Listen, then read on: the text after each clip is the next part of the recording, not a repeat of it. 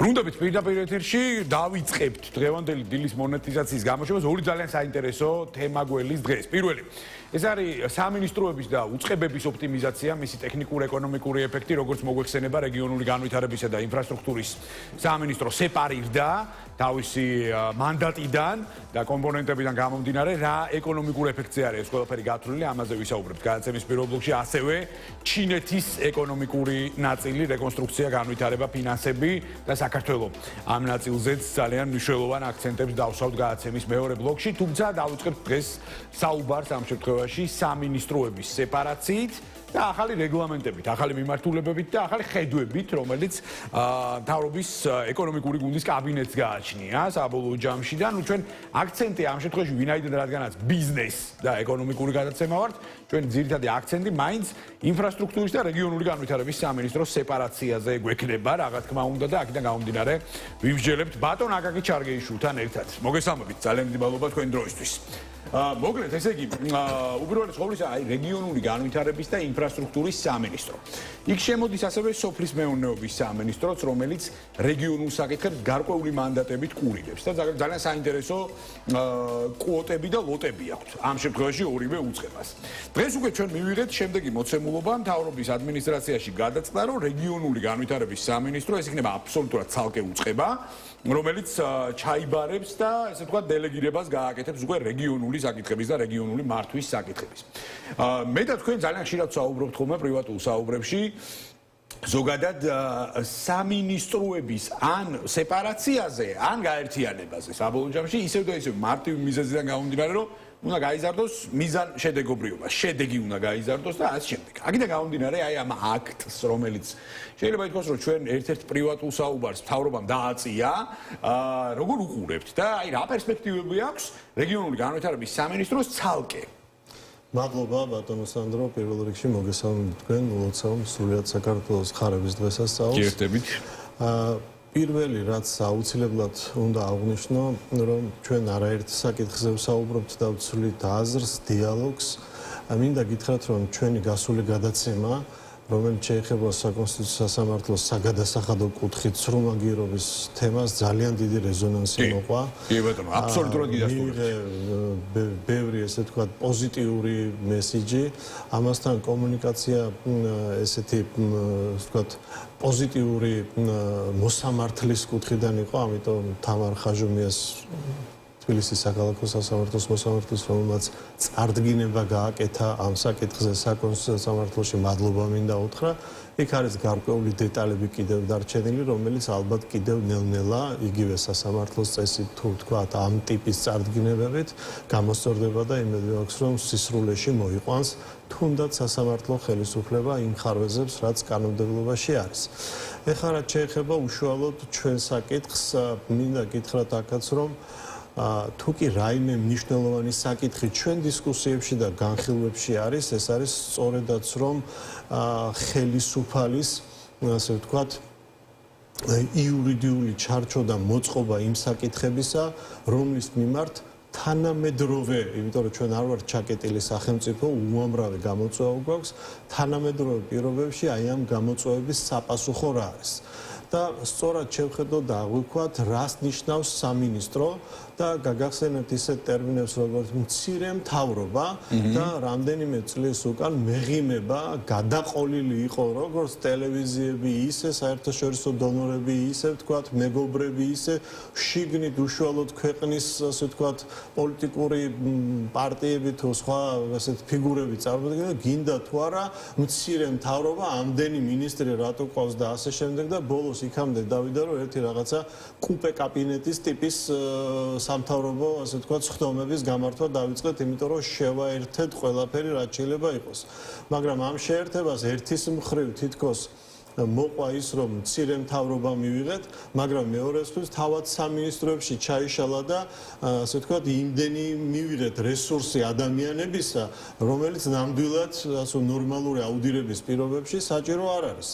აქედან გამომდინარე, ჩვენ არასწორად აღვიქვით მცირე მთავრობის კონცეფცია რაში მდგომარეობს. მცირე მთავრობა ეს იმას კი არ ნიშნავს, მაინდა-მაინც რომ ცოტა სამინისტრო იყოს. ეს იმას ნიშნავს, რომ ამდენი საჯარო მოხელე საჭირო არ არის და ასოდენ დატვირთული არ უნდა იყოს იქ სნობიზმით, ნაცნობობით თუ კორუფციით თუ ასე შემდეგ, რასაც სამწუხარო დღეს ადგილი აქვს და რაღაცნაირად თითქოს ერთ ადგილზე ვართ აი ამ კუთხით გაჩერებულები. აი მე მინდა ძალიან მარტივად ეხა ჩვენ შევეხეთ ამ საკითხს და ესე გითხრათ, რომ არის გამოწვევა და გვაქვს თანამედროვე ტექნოლოგიები, არის ხელოვნური ინტელექტი და უკვე თითქმის აი თანამედროვე ურთიერთობებში არსებული ბიზნესები თუ სხვა იგივე სამინისტროში არსებული ადამიანები განათლების ის უკვე AI-ით ანუ ინტელექტუალური ხელოვნური ინტელექტის სიტუაციით უკვე ისინი თავიანთ საქმიანობებს აკეთებენ. ეს და უკვე პროდუქტებს ქმნიან ადამიანები თანამედროვე ტექნოლოგიაში ხელოვნური ინტელექტის დახმარებით. მაგრამ დამისახელეთ ეხლა ამ პერიოდისთვის, როდესაც ესეთი გამოწვევა და მთელი მსოფლიო ამაზე არის გადართული და ცივილიზებულ ქვეყნებში ვიცით ჩვენ ეს როგორც არის დალაგებული, ერთი უწყება სამინისტროს დონის, რომელიც აი ამ სიახლეებს, როგორც პოლიტიკურ ნაწილს და პოლიტიკის განსაზღვროს, როგორ უნდა დაინერგოს და როგორ უნდა ვიხემძღვანელოთ აი ამ ურთიერთობებში და რა განათლება ამისთვის საჭირო, როგორ უნდა მივიღოთ ის რესურსები, წვდომა როგორ უნდა გქონდეს და ასე სახელმწიფო პოლიტიკის დონეზე თუ არის ეს საკითხები აყვანილი. არ არის, რატომ? იმიტომ რომ მას შესაბამისი დარგის სამინისტრო არ აქვს. არ აქვს. გვეშინია ჩვენ, როდესაც საუბრობთ მცირე მთავრობა, რატომ არის ეს დოგმა? მე პირადად გეტყვით, გარდა ამ მაგალითისა, გამოწვევა გვაქვს ჩვენ უზარმაზარი, უკვე წელებია თითქმის 25-30 წელია სამშენებლო სექტორში. მშენებლობის მიმართულებით, ანუ ჩვენ ხო ვამბობთ, რომ ანუ ურბანული ინფრასტრუქტურა ერთის მხრივ გვაქვს, მაგრამ სხვა მიზნებს ემსახურება, მაგრამ რეალურად მშენებლობები და ის რაც ეხლა გვჭირდება მოძველდა საბჭოთა ასე ვთქვათ ინფრასტრუქტურამ უკვე ამორტიზაცია განიცადა. თუ კი ინვესტორი სადმე შემოდის და შენობა არის, ის ამ შენობას ანგრევს, ან რაღაც კაპიტალურ უზარმაზარ რეკონსტრუქციას უკეთებს და ამის შემდგომ ხდება ესე რომ ვთქვათ ახალი შენობის აშენება, მოწყობა და უკვე იმ სტანდარტების დაკმაყოფილება, რაც თანამედროვე გამოწვევას გააჩნია. ამიტომ რა ჭირდება ამას? მხოლოდ ადგილობრივ დონეზე თბილისის მერიის ნებართვების გაცემა, ან თქვათ რუსთავის კონკრეტული უწყება, რომელიც ჭირდება ურბანული განვითარების შენებლობის სპეციალური უწყება, რომელიც სამინისტროს დონეზე და სამინისტრო ჩვენ სწორად უნდა ავუქვათ, ეს არის რაიმე საშიში სახიფათო უწყება, ხო? ბატონო აკაკი, მე გავიხსენებ ერთ-ერთ თქვენ რემარკას, ჩვენს პრივატულ საუბარში იყო ეს ყველაფერი, როდესაც ითქვა ერთ ძალიან მნიშვნელოვანი საკითხი, რომ თავის დროზე როცა მოხდა რეკომენდაციების გაჟღერება სამინისტროების შერწყმასთან დაკავშირებით, ხო? იქ იყვნენ სავალუტო ფონდის ექსპერტები, მსოფლიო ბანკის ექსპერტები, ევროპის რეკონსტრუქციის და განვითარების ბანკის ექსპერტები, ჩართულები, რომლებმაც მოდი ხა დიდი პატივისცემა თითოეულ ექსპერტებს და ჩვენს დონორებს, მაგრამ ძალიან შაბლონურად copy-paste-ის გზით აიღეს ნორმატივების და რეკომენდაციების დოკუმენტი და უბრალოდ ჩვენ შემოგთავაზეს და ვინაიდან და რადგანაც ჩვენს ამ შემთხვევაში დოგმირებული გქონდა ეს კომპონენტი, რომ აი მოდი გინდა თუ არა ვიაროთ მცირე მთავრობის გზით და გეთანხმებით ასევე იმ ნაწილშიც, რომ მცირე მთავრობა ეს არ არის მარტო სამინისტროების შერწყმის ნაწილი, ეს ზუსტად ადამიანური რესურსების სწორი ოპტიმიზაცია არის და უპირველეს ყოვლისა ეგ არის მცირე მთავრობა, ნაკლები CP, ნაკლები IP და რაც შეიძლება მეტი ეფექტური სამინისტრო. აქედან გამომდინარე, მე საერთოდ აი მაშინაც ვერ დავინახე საჭიროება, როდესაც თუნდაც იგივე ენერგეტიკის სამინისტრო შეერწყა ეკონომიკის სამინისტროს. მე ასევე ვფიქრობ, რომ ტურიზმის სამინისტრო აბსოლუტურად ცალკე უნდა იყოს. თუნდაც იგივე მშენებლობის ნაწილში აბსოლუტურად გეთანხმებით ცალკე უწყება არის აუცილებელი. გარემოს და დიდი პატივისცემა ჩვენ ძალიან ახლო ურთიერთობა გვაქვს ახლა სოფლის მეურნეობის სამინისტროსთან და ძალიან დიდი პატივისცემა თითოეულ პროფესიონალ კადრს, რომელიც იქ არის, მაგრამ რეალურად ასევე მე გარემოს დაცვით კომპონენტებს, ასევე ცოტა სხვა მიმართულებით ვხედავ და ამ შემდეგ და ამ შემდეგ.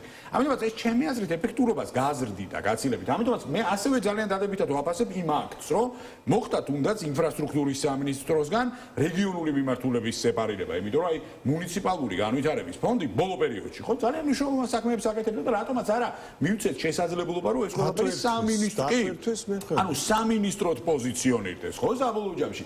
აქედან გამომდინარე, აი, კიდევ ერთხელ, ხო, აი, ევროპის მაგალითსაც გავავლებ და მოვიყვან კიდევ ერთხელ. რამდენი სამინისტრო არის ნებისმიერ ევროპულ ქვეყანაში? ძალიან ბევრი. ვაჭრობის და ინდუსტრიის სამინისტრო, ეკონომიკის სამინისტრო, ტურიზმის სამინისტრო, რა ვიცი, მრეწველობის სამინისტრო და ასე ხა. ვიღაცა რომ შეხედავს, იტყვის რომ ეს ბიუროკრატია. არაფერი ბიუროკრატია არ არის, ქალბატონებო და ბატონებო, ხო, ვიქნებით რომის პაპზე უფრო კარგი კათოლიკეები, ევროპელებმა ეს ძალიან კარგად იციან და იციან რომ ამ შემთხვევაში აი სეპარირება სახელმწიფო სამინისტროების ეს ძალიან მნიშვნელოვანია საბოლოო ჯამში. და ეს უცებ არ ნიშნავს ბიუროკრატიას. აი მოდით ესეთი პარალელი ჩვენი რეალობიდან ამოვიდეთ. პირველ რიგში უნდა ვთქვა ის რომ სამინისტრო ეს არის რაღაც საშიში მოცემულობა, სადაც აუცილებლად უნდა მუშაობდეს, თქვა 200, 300, 1000, როგორც თქვა მიმდინარე პერიოდში გვაქვს. პირიქით, მცირე მთავრობის პირობებში ეს გულისხმობს იმას, რომ სამინისტროების რაოდენობა გამოწვევების მიხედვით უნდა იყოს და ადამიანების დასაქმებულობა უნდა იყოს იქ ეფექტური და არა თავად ვთქვათ სიმცირის მოდელი. ეს სწორად უნდა გავიგოთ და აღვიქვათ. შესაბამისად, ის გამოწვევები, რაც მიმდინარე პერიოდში გვაქვს და რასაც ჩვენ ვთქვათ რეგულირების დონეზე დააკვირდით, სამინისტროების გაუქმებებმა რა გამოიწვია? შეიქმნენ სიპები და ამ სიპების სარეგულირებელი არის ახლა ის საკითხები, რომელიც უწყების და სამინისტროს დონის გადასაწყვეტი არის. თავად სამინისტროს მნიშვნელობა მცირე მთავრობის პირობებში რა უნდა იყოს? ეს არის სამინისტრო არის დარგში, მიმართულებაში, ურთიერთობებში, ანუ სახელმწიფო პოლიტიკის განსაზღვრელი. ამიტომ რაოდენობრივი ნაწილი მასში ხო 20 იქნება ეს 30 ადამიანი სავსებით საკმარისია, იმიტომ რომ ის პოლიტიკის წარმმართველი უნდა იყოს. ამიტომ არ უნდა შეგვეშინდეს ჩვენ იმ გადაწყვეტილებების მიღების, რომელიც თანამედროვე გამოწვევებს უპასუხებს. აი ეს არის აქ მთავარი კონცეფცია და მთავარი მოცემულობა. წინააღმდეგ შემთხვევაში ჩვენ რა მივიღეთ? ძალიან დიდ ბოდიშს მოვითხოვ მაყურებლის წინაშე, მაგრამ აგორებული ეს კლინტის სკანდალი თუნდაც. ეხლა ჩვენ რომ მივიდეთ იქამდე რომ რომელი სამინისტროს რეგულირების ქვეშ არის ეს ყველაფერი, ვიწყებთ იქიდან რომ აბა სოფლის მეურნეობის სოფლის მეურნეობის ეხლა უნდა გადავმისამართეთ სადღაც სიფში, რომელიც არის თქვათ ჰიგიენის და ამ ჯანმრთელობის და კვების ტექნოლოგიების და ამით და ჩავდივართ სადღაც იმ ურთიერთობებში, სადაც ეფექტურობა საკითხის გადაწყვეტა კარგავს. ანუ თქვენ თუ კონკრეტული საკითხის გადაწყვეტა გაინტერესებთ ხართ, ამ ქვეყნის მოქალაქე, რაღაცის აშენება გინდათ, რაღაც თანამედროვე შემოტანა გინდათ, ვიდრე თქვენ ამას დაიტანთ შესაბამის უწყებამდე, მთელი ეფექტი ამ გზაში იკარგება, ხო?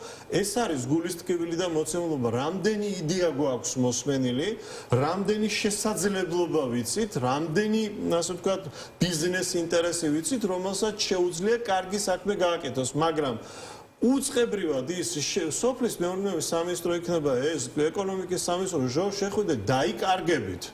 ჯერ ინფრასტრუქტურულად ერთი სიპი არის ქალაქის ბოლოში, მეორე სიპი არის მეორე ბოლოში, მეოთხე კიდევ სადღაც რაღაც განყოფილება აქ არ მუშაობს და იქ უნდა წახვიდე.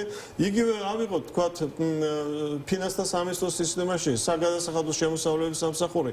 ყველა ოფისი დაიკეტა, სამინისტრო არის აგერ ორთაჭალაში და ის მომსახურება, რაც უნდა ადამიანებმა მიიღონ პირველადი, ანუ სადაც განცხადებების მიღება, გარკვევა, შედარების აქტები და ასე შემდეგ უნდა წაყვიდეთ თემქაზე, ანუ შეხედეთ ახლა მანძილი 32 კილომეტრია ერთ უწყებაში, ერთი განყოფილებისა და მეორე, ასე ვთქვათ, განყოფილებამდე მისასვლელი გზა და რას ნიშნავს ეს მცირე მთავრობა? ამიხსენით და კი ბატონო, იცით თქვენ ჩემი დამოკიდებულება, რომ იმ ტიპის გადაწყვეტილებები, სადაც ახლა თქვენ საუბრობდით დონორებზე, ინექციებზე, მე ვიყავი ნეგატიურად განწყობილი. რა თქმა უნდა, ახლა ჩემი ხმა იმდენად დიდი არ არის და ისე ვერ გაჟღერდება, როგორც თქვათ დონორების თუ სხვა ადამიანებისა, მაგრამ ვამბობდი, თუმცა აი თან მიმდინარე პერიოდი ამას ადასტურებს. ნუ მეორეც არის რომ ჩვენ უნდა მოვიკრიბოთ ძალა იმისთვის და ერთი ადამიანისთვის ერთი უწყება არ უნდა შევქმნათ, ხო? აქაც გამონაკლისების დაშვება არ შეიძლება. ჩვენ უნდა ვიმოქმედოთ, ანუ აუდირებული უნდა ქონდეს გამოწვევები და ამ გამოწვევების მიხედვით ეს 20 იქნება ციფრობრივად თუ 30 უნდა იყოს, თუმცა ის უნდა იყოს პოლიტიკის განსაზღვრელი ადმინისტრატორი იმისა, რა ურთიერთობები არის ახალი დასანერგი აი ამ ურთიერთობებში შექმნას პოლიტიკა და შევიდა. აბსოლუტურად გეთანხმებით. ხო, ჩვენ ასევე არ ჩვენ გავაჟღერეთ პირდაპირ ეთერში, მაშინვე როგორც კი მთავრობის ადმინისტრაციაში გაჟღერდა ეს ინფორმაცია, რომ გრიგოლი ლიგუაშვილი დაიკავებდა რეგიონული განვითარების მინისტრის პოსტს, მაგრამ მე როგორც მედიაში გავრცელდა ინფორმაცია, ეს ცვლილება აღარ იქნება, ანუ სხვა კადრი დაიკავებს ამ შემთხვევაში აღნიშნული სამინისტროს მინისტრის პოსტს, აქედან გამომდინარე ჩვენ რა თქმა უნდა დიდი სიამოვნებით ნებისმიერ დროს მზად ვართ პირდაპირ ეთერში მოვიწვიოთ, გავაშუქოთ ის თემები აქტიურები და ამ შემდეგ რაც იქნება და შესაბამისად არის გამოწვევა და ჩვენ მას უნდა ვუპასუხოთ. რა თქმა უნდა. ბატონო ვაკაკი, ძალიან დიდი მადლობა ტრადიციისამებრ, ძალიან საინტერესო საუბრისთვის და აქცენტებისთვის.